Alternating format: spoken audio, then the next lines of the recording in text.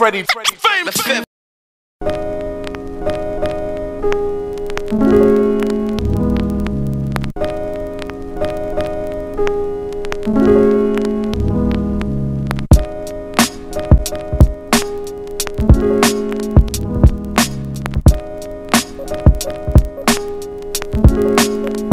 Yo, I'm the lyrical swordsman, decapitating bitches with my linguistics so vicious yet mystic. With this is go ballistic. My craft is worked on effectively. I'm confident when I attack, it's irreversible like hysterectomies. Don't mess with me unless you want your life to lose value like ancient house's equity. In my hood, pedestrians beg for food. Some of y'all thinking filet mignon, but baking soda's significant in that recipe. Pseudonymous moms and cathedrals emphasizing creeds for the sons incarcerated, trying to cop a plea, trying to maintain a balance in this reality. Who end up popping guns like 60 prepubescent teens. Gangsters in the streets remind me of Bob Marley, but not only are they shooting sheriffs but also deputies. I'm not a participator, just a narrator, looking for greater hold and see an X amount of ganja weed. We here to bring money and to bring change. They here to cause confusion. If this was chess, we'd be yelling checkmate 3 years ago, cause we've been beat these. It's not a game.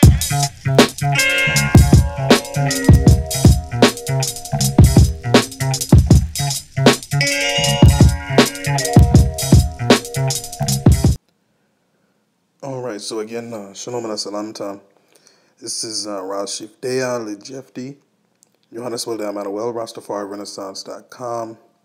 And for this post, we'll certainly be going a lot deeper into the names and the nomenclatures, the, of course, attributes in which many of our immediate circle, I would say, of not only Ras Tafari Foundation and the LOJS family, the Discipleship Radio family, those of Ras Tafari Affinity, Hebrew peoples, Israelites, even so, true Judeo-Christians and Hebrew-minded like peoples and those of, that nature have inquired a bit about, especially lately.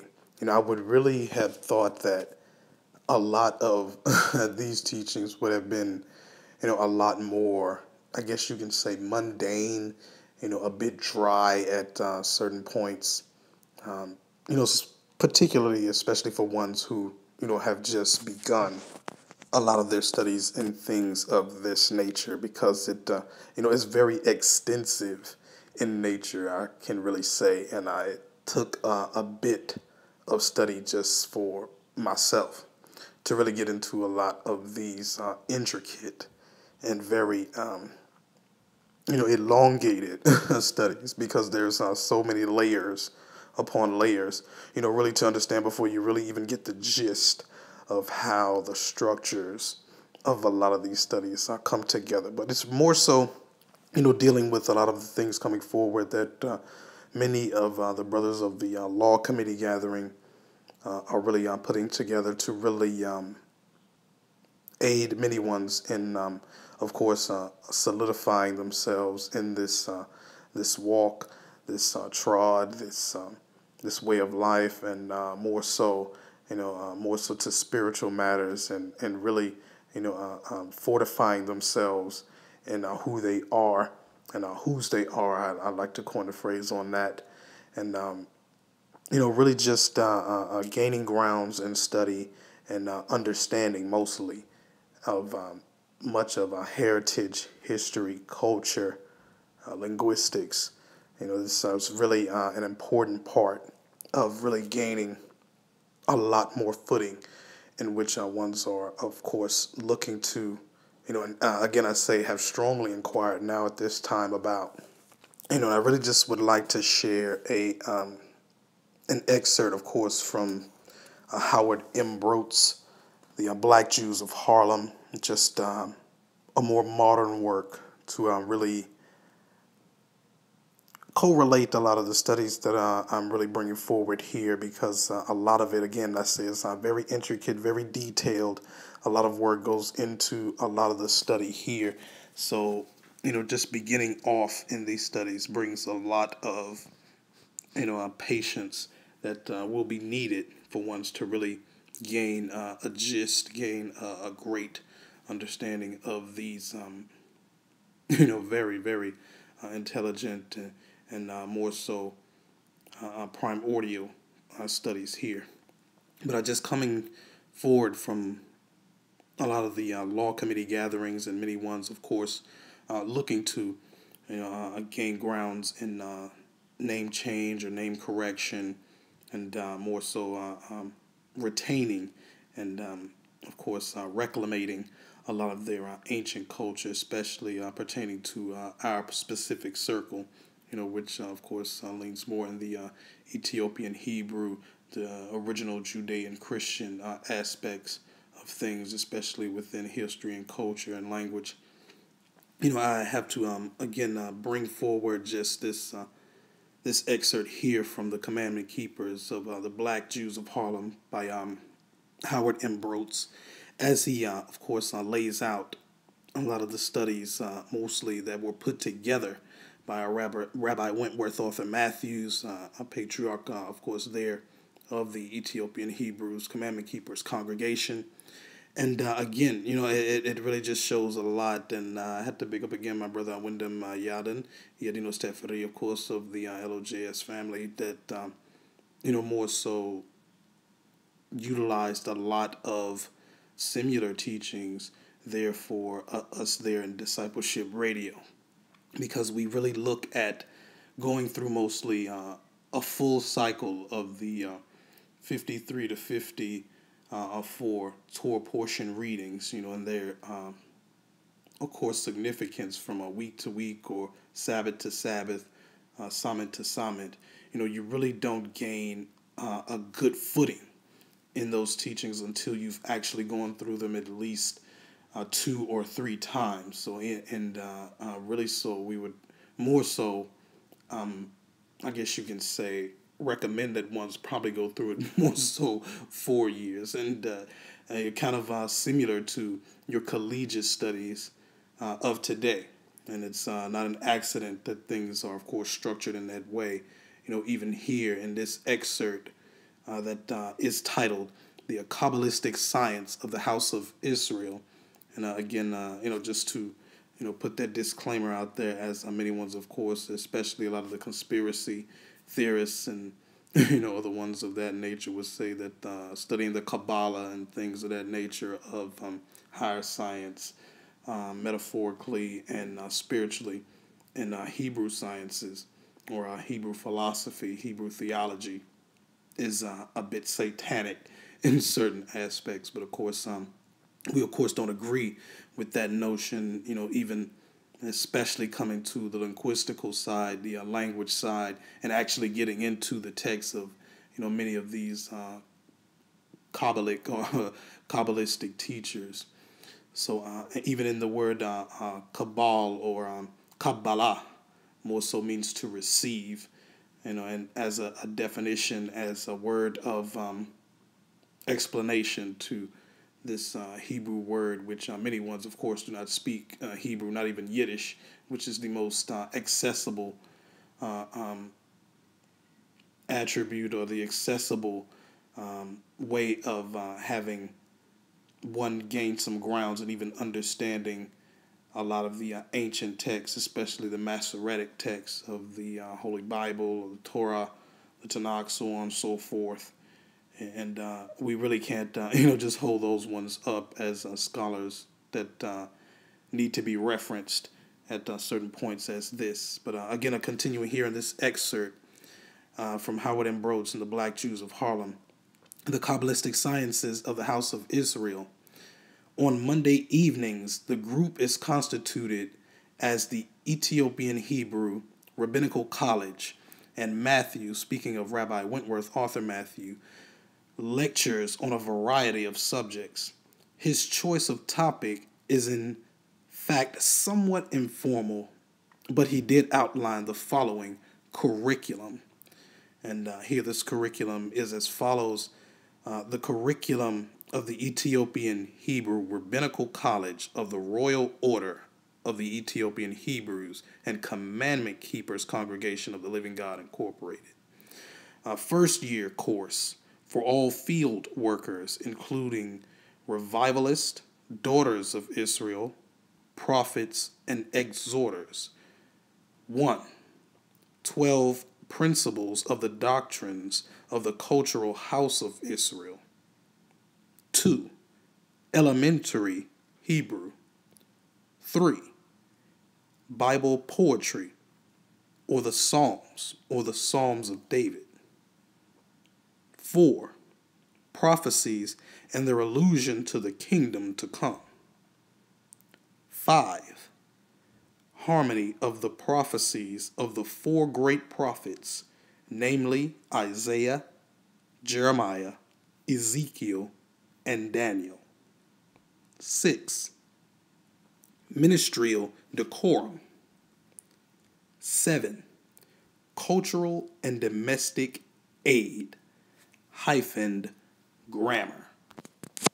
So now at this point, I guess you can say many ones would really be not uneasy, but very anxious to get to certain things as the 7th point of the first year course of the curriculum of the Ethiopian Hebrews, or the Commandment Keepers Congregation of Rabbi Wentworth Arthur Matthew and his predecessor, of course, Rabbi Arnold Josiah Ford.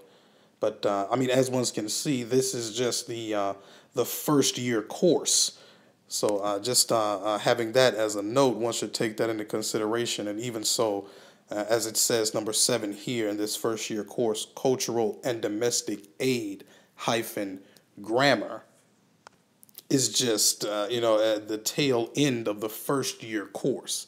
But even so, just seeing many points in this, a lot of points covered. So again, I have to big up my brother Wyndham Yada and Ras Tafari for, really coining that phrase and utilizing a lot of the similarities in the teachings of Rabbi Matthew and this, I guess you can say, cycle tour readings, and kind of comparing that a lot to much of our immediate ancestors here of old, these black Jews of Harlem here on these shores of North America.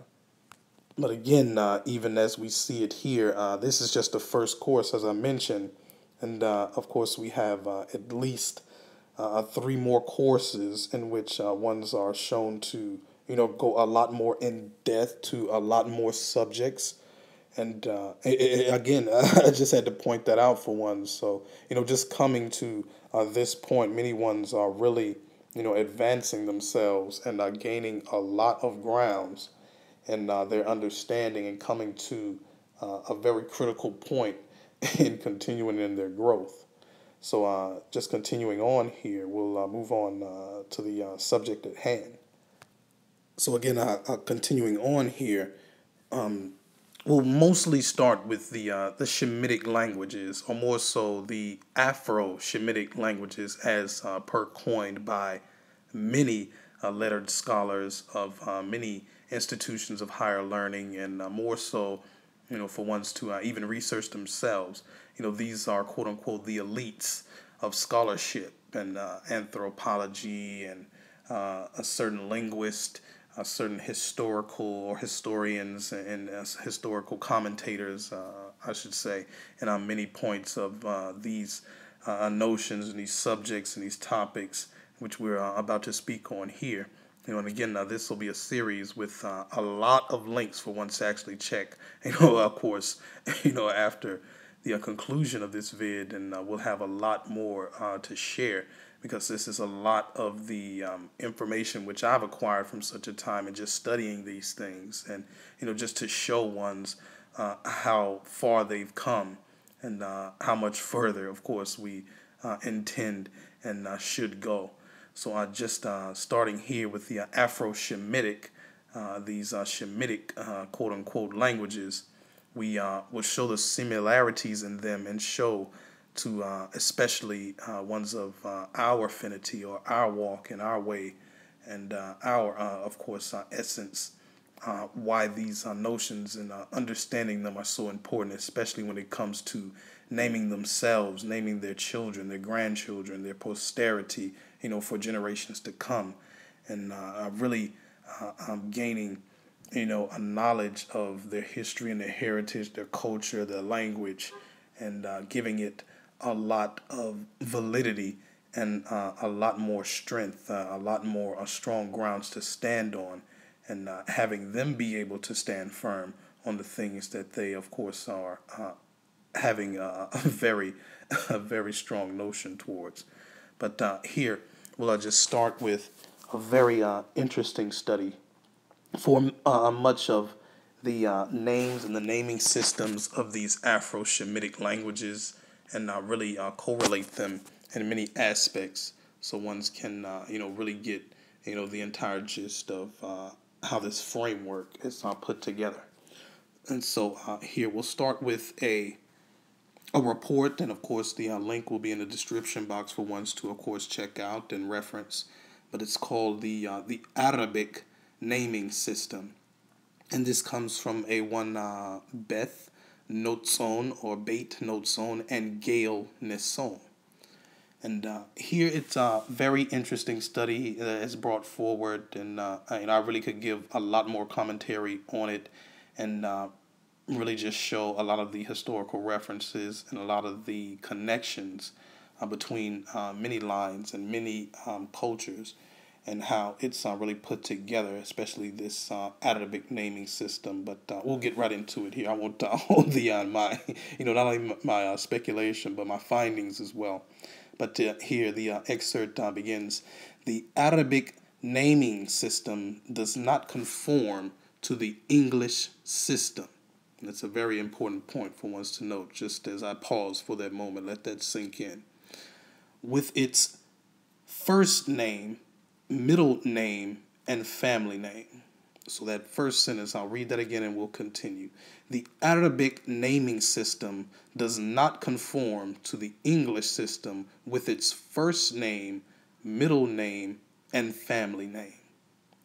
The Arabic system has a regularity of its own, although it may have variations related to country of origin, religion, culture, parenthetical, rural or tribal, or even city, close parenthetical, level of formality, and even personal preference.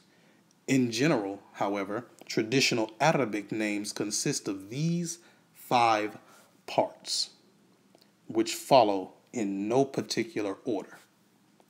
The Isim, Kunya, Nasab, Laqab, and Nisba. More accurately, Arabic people can go by 1 to 5 or even more names. Now, before I continue on with this excerpt from the Arabic naming system, I have to explain a bit more at least 3. I would say at least 3 of these 5 particular orders of names from this Afro-Shemitic coined language. And of course, this is not a coinage. Now, strictly speaking, the Isim is the given name. These are the names given to children at birth, usually, or circa at birth. Male Isims are such names as, for example, Abdullah, Abdulaziz, Abdul Rahman, Adel, Hussein, Saud, and Omar or Umar. Now, with that said, we'll continue on. Men's isms are sometimes preceded by one of the attributes of Allah, Islamically speaking, or God, if you please, such as Ahmed and Mahmoud and Mustafa. But this practice is declining, especially in areas influenced by Western practices. Even so, modern countries like Lebanon, Morocco, and other North African countries, and even specifically speaking of those countries, these are countries which are known, Islamically speaking, as Al-Maghrib, or the West, translated roughly from the Arabic. So if many Islamic scholars and Islamic teachers, or even laymen, or people, everyday people, I would say, refer to places of North Africa, as far east as North Africa is, as the West or Al-Maghrib. Then, of course, places like Western Europe, North America, South and Central America would be farther west, even such. But continuing on, female isms include Layla, Aisha, Salma, Nawal, and Samira. The A sound is typically a female ending or I guess you can say, identifier when many names end in the A sound as per being female names or names reserved for females. It is considered somewhat inappropriate to address a woman by her ism, but this would be more the case in tribal areas or rural areas than in urban areas. Now, most Arabic isms mean something. For example, Abdullah means servant of God, and the name per se, Nur, means light. Examples in English would be something of the effect to felicity or hope. Names that are very common in the English, especially here in the West. Now, in many areas, because of their predominantly nomadic existence, many Arabs had to be able to convey their culture from place to place easily. Therefore, poetry became a supreme art and a very heavily influential art in much of Arabic culture, depending from place to place. Even today, names are inspired by the Arabic love of poetry. And this is very true. This is actually something that we can identify with, even being here in the United States of America. But thus, in naming a child, parents may consider not just the meaning and significance of a name, but also the sound of the name when spoken. Now, very interesting part here. The names of Christian Arabs can be derived from the Bible. One example is Boutros, which is the Arabic version of Peter. These names follow the same general pattern as other Arabic names. Relatively recent and surprising additions to the list of isms are Western names, which again are sometimes used by Christian Arabs or by people living in areas influenced by the West. Say, for instance, in Beirut or Amman, Jordan, and Tunisia of North Africa, for example, you might come upon such names as Emil Safwad Yusuf and Chantal Sameh Issa or Isa. Needless to say, these are there are hundreds of isms. Those here are just an example and a sample of such. And we move on to the second portion, or the second, I guess you can say, attribute of the complete compilation or compiling of an Arabic name. And the second portion here speaks of the kunya, which in many instances is synonymous with a surname or a family name, an honorific name.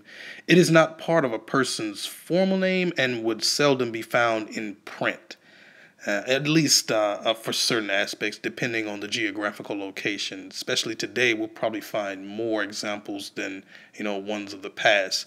But, even so, with a family name in that instance, they would tend to be more prevalent, amongst many Arabs today and many Islamic people who hold Islam in a high affinity or practice, that spirituality itself today. So just moving on that point of the kunya. The kunya is used as an informal form of address and respect, much as we use like a word or aunt or uncle, so to speak, somewhat of that nature, kind of a synonym for that. It indicates that the man or woman is the father or mother of a particular person.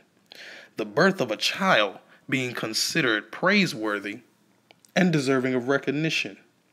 For example, or Kultam means mother of Kultam. So Kultam, mother of Kuntam. And another example would probably be something to the effect of Abu Kultum, which would translate to father of Kultum. If the first child is a daughter, the kunya would probably be changed later to acknowledge a son born after a daughter. The kunya, or this surname, so to speak, is such an important name that even a childless person may be granted a kunya that makes him or her symbolically the parent of some quality, such as the father of good deeds, or Abu el-Jamil. So, just an example to put there. In our countries such as Iraq, the father or mother of denotation is generally left out in certain aspects. So, just speaking of this surname, it, I guess you can say serves as a sort of nickname, you can say, but it's more so, as the the work here says from the Arabic naming system, more so shows an honorific name. So kind of to say, an example here, Muhammad Ali was named, of course, many ones would hail him as the greatest. So it would be something of that effect, Muhammad Ali, the greatest. And it would translate, of course, to the Arabic equivalent as such. So continuing on, and really would more so be the last version which we will cover here as far as the Arabic naming system, and showing these Afro-Shemitic. And again, I'd say this is not a coinage that I created, but I definitely utilize even from many of these high-lettered scholars, these anthropologists, these linguists, these historians, and many of them coming from much of the higher institutions of learning, like your Ivy League schools, so on and so forth. This is what they've coined these languages of the Shemitic. And this includes not only the Arabic, Hebrew, and the Ethiopic languages, but many more Shemitic languages, such as one like the cuneiform and many other Babylonian languages, even so the Greek to certain dialects, and many other languages as well. But just keep into what the study was here.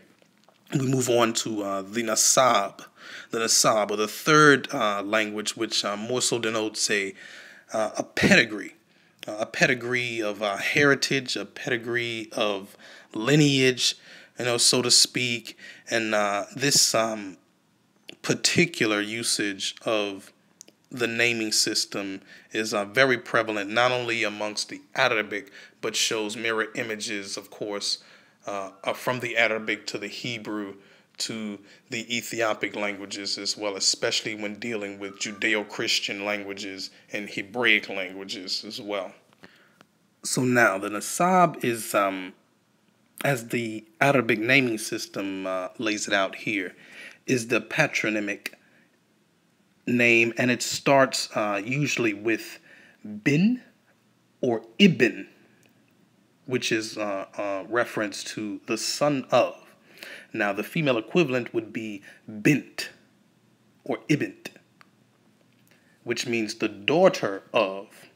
So there you have a very distinctive showcase of how much of the linguistics of these Shemitic languages, or these Afro-Shemitic languages, continue to differentiate between male and female.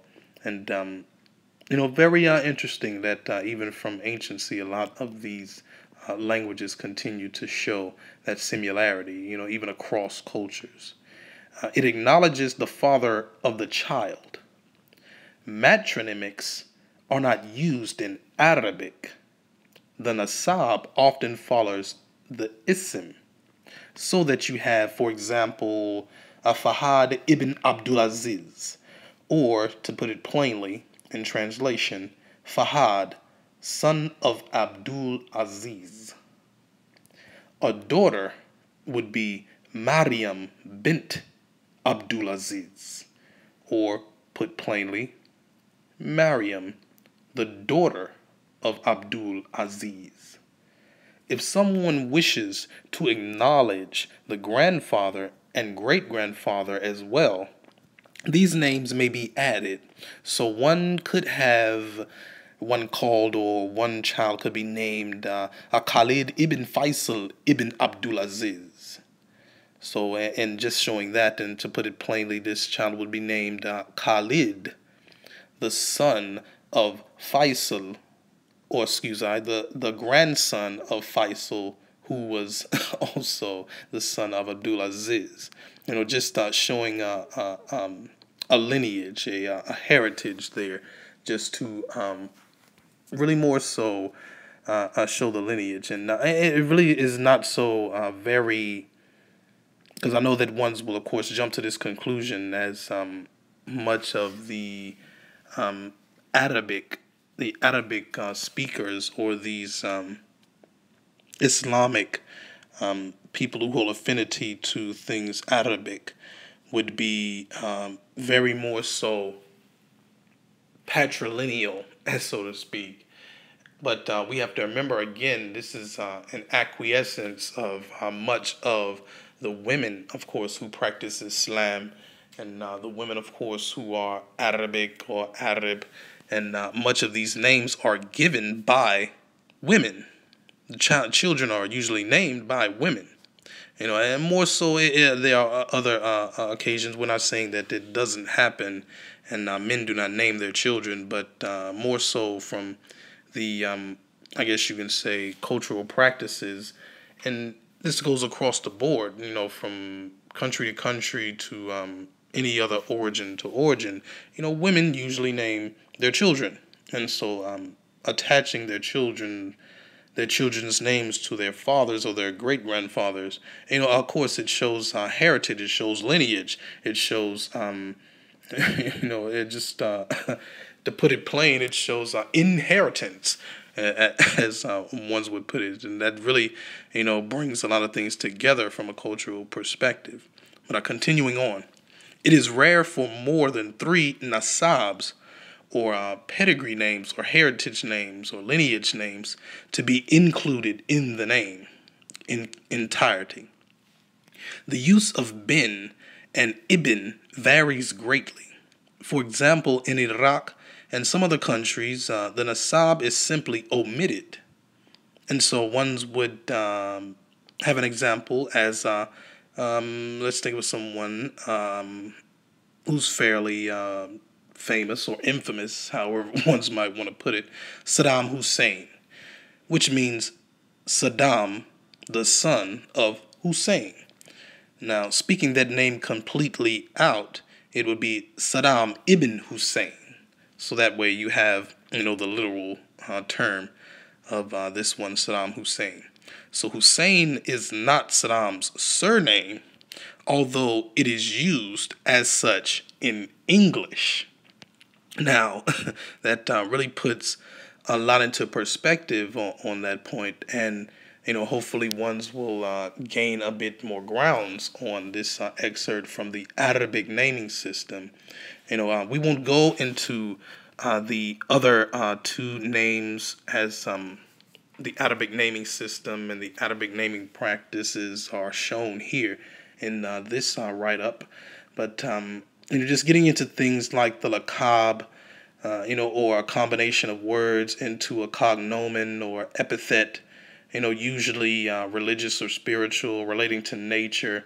These are other names in which are utilized for certain ones who are Arabic or Islamic, and names, of course, that get into a lot more other aspects in which ones, of course, are welcome to study on their own, and I definitely gain more grounds. As I mentioned, we'll have numerous links here in the description box for ones to just more so a study, even more geographical Hispa names in the Arabic, who are, and those are very interesting names as well too. You find those with a lot of the historical characters or historical people who had a lot of influence on certain things, such as many sheikhs or many historical figures.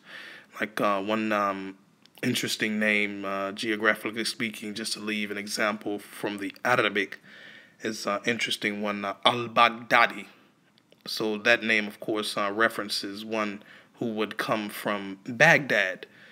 So interesting how these names, are very, again, I say intricate, and very detailed, and, lay out, a specific conveyance, to ones to have meanings that are very significant and play a role in their own culture and perspective, and giving that through their linguistical phonetics or their linguistical adherence to certain principles of namings their children themselves, and those of their posterity.